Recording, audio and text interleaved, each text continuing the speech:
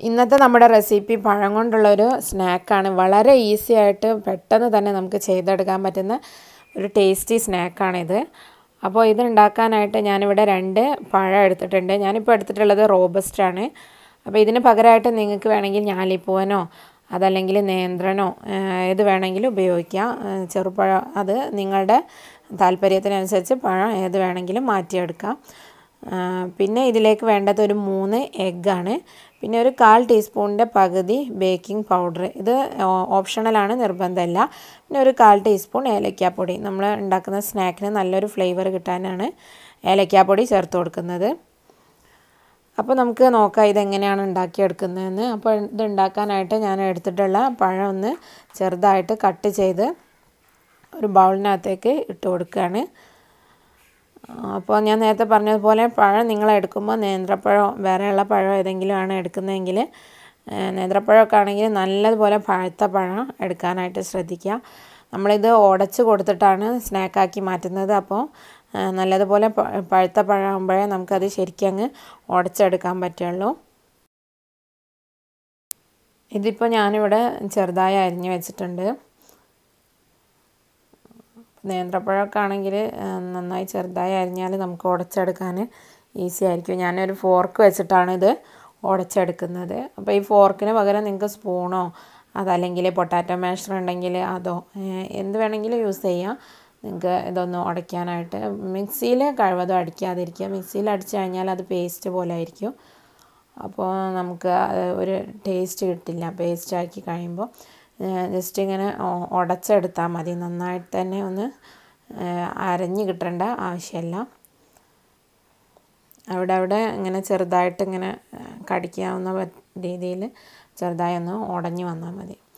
ഇനി ഇതിനകത്തേക്ക് നമുക്ക് 3 എഗ്ഗ് ഒന്ന് പൊട്ടിച്ച് ഒഴിച്ചൊന്ന് മിക്സ് ചെയ്തെടുക്കാം.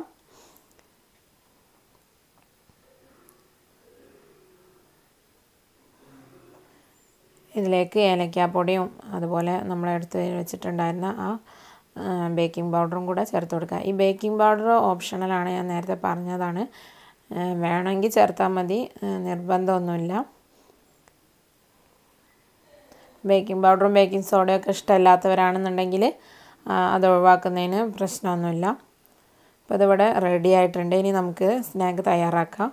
അതിനായിട്ട് ഞാനിപ്പോൾ ഒരു ദോശത്തവയാണ് വെച്ചിട്ടുള്ളത്. ഏതെങ്കിലും ഒരു പാത്രം നിങ്ങൾ സാധാരണ ഉപയോഗിക്കുന്ന ഒരു പാത്രം വെച്ചോളൂ. നോൺ സ്റ്റിക്കിൻ്റെ പാനോ അതല്ലെങ്കിൽ ഫ്രൈ പാനോ ദോശത്തവ എന്ത് തന്നെയാണെങ്കിലും നിങ്ങൾക്ക് യൂസ് ചെയ്യാം. അതിലേക്ക് ഞാൻ അല്പം നെയ്യ് പുരട്ടി കൊടുത്തിട്ടുണ്ട്. ഇതിലേക്ക് ഇനി കുറച്ച് നമ്മൾ ഈ മിക്സ് തയ്യാറാക്കി വെച്ചിട്ടുള്ളത് എടുത്ത് ഒരു ചെറിയ ഒരു പപ്പടത്തിൻ്റെ ഒക്കെ അത്രയും വട്ടത്തിലൊന്ന് പരത്തിയെടുക്കാം.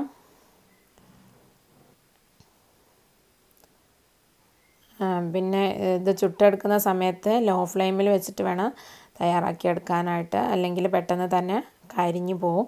പഴം ചേർത്തതായതുകൊണ്ട് പെട്ടെന്ന് അടിഭാഗം കരിഞ്ഞു പോകാനുള്ള ചാൻസ് ഉണ്ട്. അപ്പോൾ ലോ ഫ്ലെയിം വെച്ചിട്ട് ചെയ്യുകയാണെങ്കിൽ ആ ഒരു പ്രശ്നം വരില്ല. ഒരു ഭാഗം ഏകദേശം ഒന്ന് അടിവശം വിട്ട് വരുന്ന സമയത്ത് നമുക്കൊന്ന് മറിച്ചിട്ട് കൊടുക്കാം.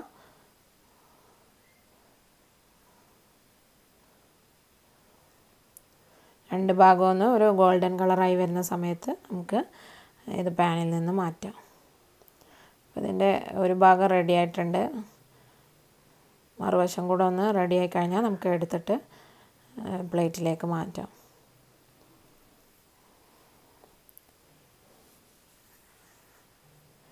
അപ്പോൾ ഇത് 2 വശവും റെഡി ആയിട്ടുണ്ട്. ഞാനിത് പ്ലേറ്റിലേക്ക് മാറ്റുകയാണ്. ഇതേപോലെ തന്നെ നമുക്ക് ബാക്കിയുള്ള നമ്മൾ തയ്യാറാക്കിയിട്ടുള്ള ബാറ്റർ കൂടെ നമുക്കൊന്ന് തയ്യാറാക്കിയെടുക്കാം.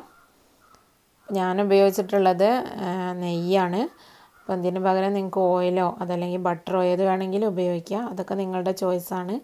നിങ്ങളുടെ ടേസ്റ്റിനനുസരിച്ച് വേണമെങ്കിൽ മാറ്റി കൊടുക്കാം.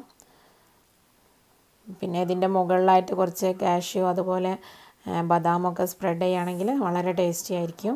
അപ്പോൾ ഞാനിത് മുഴുവനായിട്ട് ഇവിടെ തയ്യാറാക്കി എടുത്തിട്ടുണ്ട്. ഇനി ഇത് ഞാനൊന്ന് റോൾ ചെയ്ത് ഒരു സെർവിങ് പ്ലേറ്റിലേക്ക് മാറ്റുകയാണ്.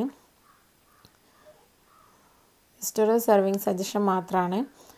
അങ്ങനെ വളരെ ടേസ്റ്റി ആയിട്ടുള്ള വളരെ പെട്ടെന്ന് തന്നെ നമുക്ക് തയ്യാറാക്കി എടുക്കാൻ പറ്റുന്ന ഒരു ഫ്ലോർലെസ് ബനാന പാൻകേക്കാണ് ഞാനിപ്പോൾ നിങ്ങൾക്ക് കാണിച്ചിട്ടുള്ളത്. വളരെ എളുപ്പത്തിൽ ആർക്കും തയ്യാറാക്കിയെടുക്കാൻ പറ്റുന്ന ഒരു ഡിഷാണിത്. നല്ല ടേസ്റ്റുമാണ് കഴിക്കാനായിട്ട്, കുട്ടികൾക്കൊക്കെ ഇഷ്ടമാകും. അപ്പോൾ വേണമെങ്കിൽ ഇതിനൊരു നമ്മൾ ഇതിൽ എക്സ്ട്രാ ചേർത്തിട്ടില്ല. വേണമെങ്കിൽ നമുക്ക് എന്തെങ്കിലും ഒരു സോസ് വെച്ചിട്ട് വേണമെങ്കിൽ ഒന്ന് ഗാർണിഷ് ചെയ്യാം. ഓപ്ഷണലാണ് ഈ ഒരു സ്റ്റെപ്പ്.